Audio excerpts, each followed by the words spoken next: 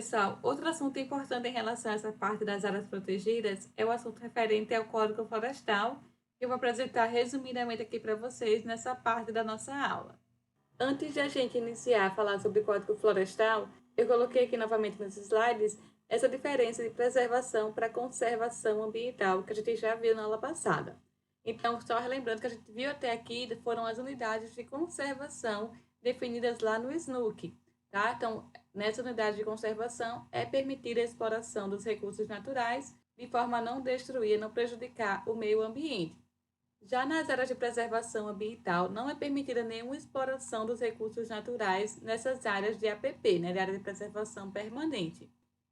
E nesse caso, no Código Florestal, que está disposto na Lei 12.651 de 2012, define uma área de preservação ambiental, uma área de preservação permanente, APP, como uma faixa de mata ciliar que deve ser preservada, ou seja, não se pode fazer retirada da vegetação nessas zonas de APP.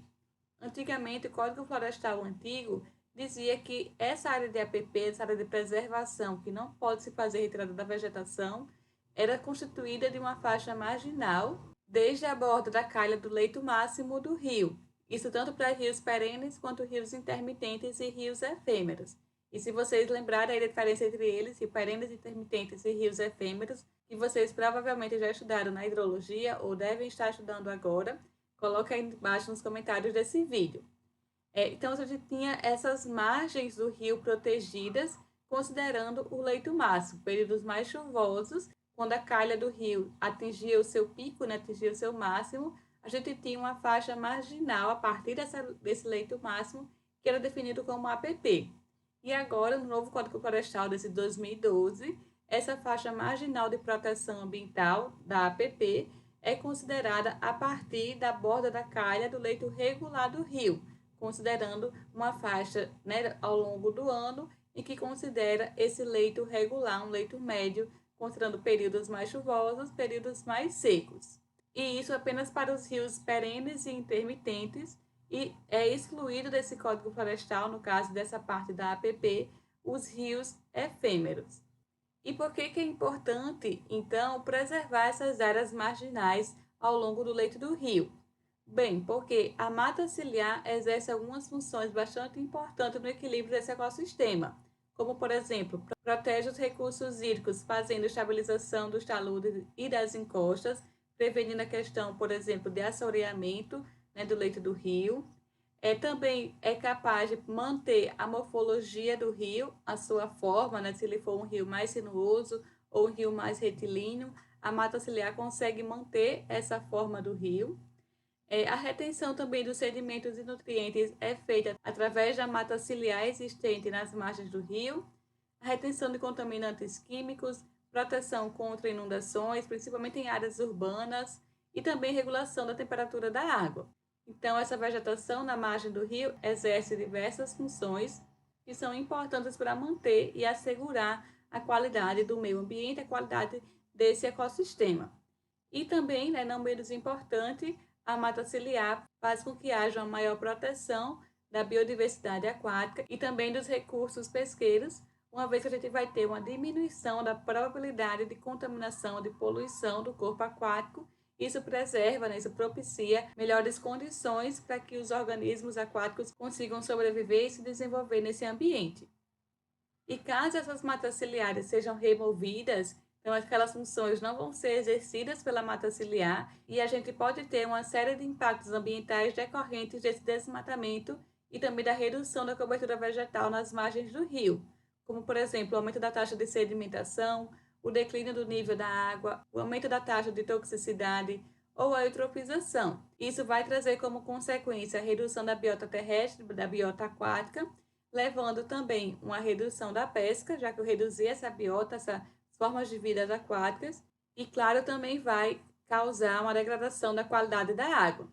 E de que maneira isso acontece, né? Quando a gente tem essa remoção da cobertura vegetal, é mais propenso que quando, por exemplo, vier uma chuva, né, uma chuva mais torrencial, ela carregue junto consigo todas as partículas de impurezas, as partículas mesmo do solo, né, a areia, a argila, para o leito do rio. Então, como não tem vegetação, não vai ter ninguém, não vai ter nada que barre esse carreamento dos materiais mais grosseiros, materiais mais sólidos para o leito do rio. Isso vai favorecer um assoreamento no leito do rio, fazendo com que haja um declínio do nível de água e uma maior ocupação das margens do rio. E pode trazer, por exemplo, se for em áreas urbanas, problemas associados à drenagem. Com relação à eutrofização, a gente também pode ter o carreamento dos nutrientes que são utilizados na agricultura para o leito do rio, também pela forma de escoamento superficial da água da chuva, que lava junto consigo toda a superfície terrestre, pode, né, levar junto aí com ela os nutrientes, nitrogênio e fósforo, e isso acabar contribuindo para o processo de eutrofização dos corpos aquáticos, que vai ter uma consequência bem impactante, que seria a degradação da qualidade da água. Então, é importante mantermos essas unidades de mata ciliar e preservação permanente no leito do rio, dos reservatórios também da mesma forma, para garantir a qualidade de água desses mananciais. E o que foi estabelecido, então, no Código Florestal para que se conseguisse, né, manter essas áreas de preservação permanente, as APPs, dependendo de qual for o corpo hídrico, né, se for nascente ou reservatórios artificiais, os rios, com base na largura desse rio, foi definido com base na Lei 12.651, essa área de preservação permanente que deve ser garantida, onde não deve ser ocupada, né, e nem retirada sua vegetação natural, não pode ser retirada sua mata ciliar. Então, lá para as nascentes, a gente vai ter um raio de 50 metros aqui, protegendo essa região. Então, aqui para as nascentes, a gente vai ter um raio aqui de 50 metros, protegendo essa região, onde ela não deverá ser ocupada, não deverá ser retirada sua vegetação nativa, para se propiciar essa preservação aqui da nascente. E aí, para os rios, dependendo da largura do rio, a gente vai ter uma faixa de mata ciliar, uma faixa de preservação ambiental diferente. Então, para larguras de rio menor do que 10 metros, a área de preservação permanente deve ter 30 metros, tá? Então, aqui a margem do rio, né, deve ser, tanto para um lado quanto para o outro, de 30 metros de preservação permanente. Se o rio tiver largura de 10 a 50 metros, então essa faixa de mata ciliar aqui deve ser garantida de 50 metros. E se o rio for de 50 a 200 metros, né, tiver essa largura considerando o leito regular, a mata ciliar, né, protegida deve ser no mínimo de 100 metros. Para rios mais largos, de 200 a 600 metros, a mata ciliar de APP aqui deve ser de 200 metros em cada uma das margens. E para rios de largura acima de 600 metros, a mata ciliar protegida dessa área de preservação permanente deve ter 500 metros, tanto numa margem quanto na outra. Para o caso de reservatórios artificiais aqui, que tenham uma área menor do que 10 hectares utilizados para geração de energia elétrica, a APP deve ser garantida de 15 metros, né, uma faixa de preservação permanente de 15 metros, considerando toda a margem, toda a área hidráulica desse reservatório. Para o reservatório artificial utilizado para atividades de aquicultura, 30 metros de preservação permanente. Reservatório natural com área menor do que 20 hectares, 50 metros aqui de uma faixa de preservação permanente. E reservatórios artificiais com 5 hectares de área utilizado para abastecimento público, uma área aqui de proteção permanente de 100 metros, tá? Em toda a sua área, aqui, toda a sua área hidráulica, deve ser garantido essa faixa de preservação permanente de 100 metros. Isso é bastante importante para garantir, por exemplo, a proteção sanitária dos mananciais, impedindo atividades econômicas de agricultura, pecuária ou de recreação, né, de lazer, nesses reservatórios que são utilizados para abastecimento público. Porque uma vez que eu tenho a proteção desses mananciais, eu vou ter uma qualidade de água bruta aqui neles melhor, né? Vai ter um padrão de qualidade natural melhor. Isso vai favorecer lá na diminuição dos custos no tratamento da água para tornar essa água própria para consumo humano direto. O Código Florestal traz ainda outros tipos de APPs, que são, no caso do topos de morros, de montes, montanhas e serras, que devem ser preservadas. As encostas com declividade superior a 45 graus também são consideradas áreas de preservação permanente. As áreas de restingas, né, que tem essa APP, que cobre áreas que têm vegetação fixadoras de dunas ou estabilizadoras de mangues, também devem ser preservadas. E as nascentes, como eu citei anteriormente, né, elas devem ser preservadas num raio de 50 metros em torno delas, em torno dessas nascentes. E aqui está a divisão para cada faixa de largura de rio em relação à faixa de preservação permanente, né, em relação a essa área da APP.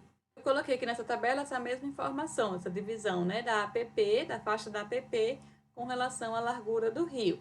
Tá? Então, essas faixas aqui de proteção permanente são as duas laterais, são nas duas margens do corpo aquático, no caso de rios, e deve ser obedecida essa preservação permanente de no mínimo 30 metros, 50 metros, 100 metros e assim por diante.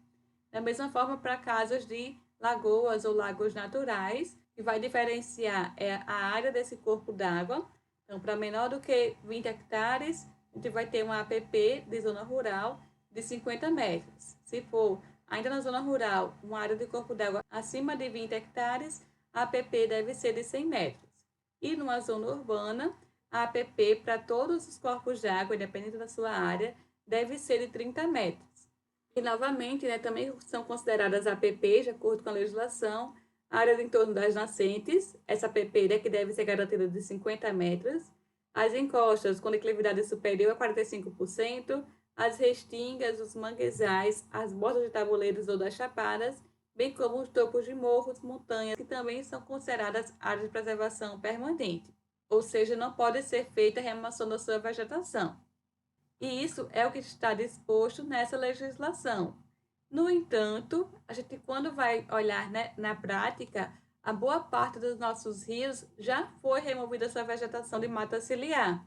Esse exemplo aqui do rio Ceará Mirim, aqui no estado, vocês até conseguem visualizar aqui junto comigo a diferença da vegetação natural, aqui, né, bem aqui em cima, e aqui embaixo também uma parcela dessa área aqui próxima ao leito do rio, e a diferença dessas áreas que já estão, né, habitadas, tem uma atividade de agricultura, então aqui já não está sendo mais obedecida essa área de preservação permanente que deveria existir nesse leito aqui do rio Ceará Mirim.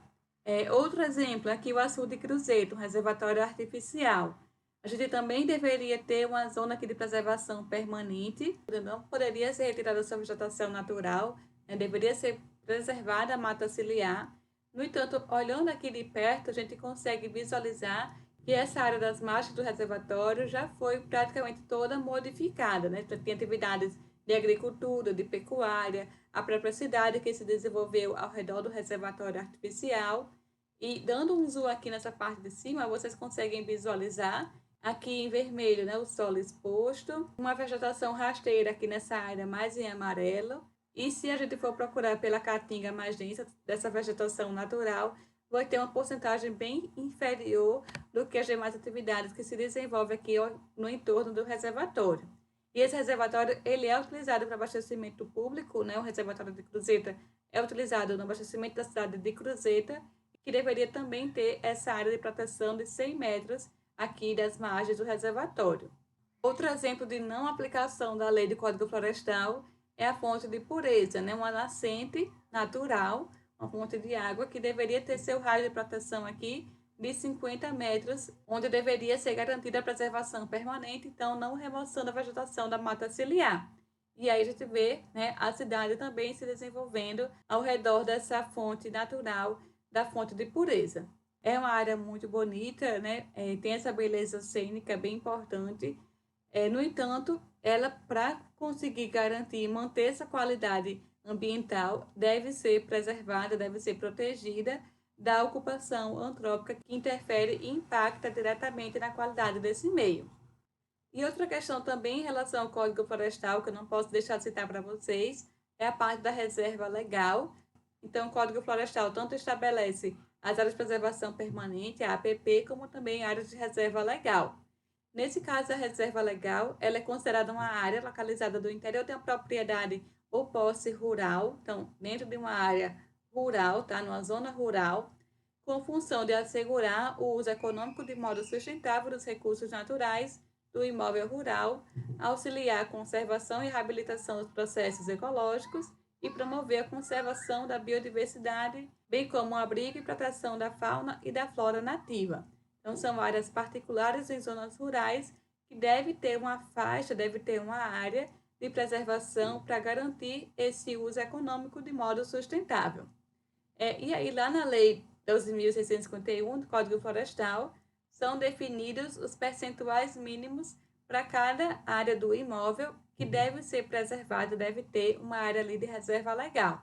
De acordo com essa lei, na área da Amazônia Legal, as propriedades rurais devem garantir uma área de 80%, uma superfície, de 80% da sua área preservada, nessa área de reserva legal. No Cerrado, localizado dentro da Amazônia Legal, esse percentual deve ser de 35% do total da área. E nas outras regiões, deve-se garantir essa área de reserva legal de 20% da área da propriedade rural, visando nessas áreas de reserva legal a manutenção da vegetação nativa e a garantia da utilização desses recursos naturais de maneira ecologicamente equilibrada.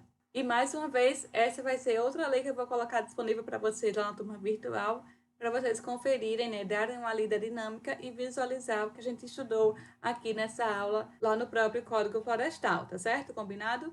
Então não saiam daí, a gente se vê na próxima parte, finalizando o conteúdo dessa aula.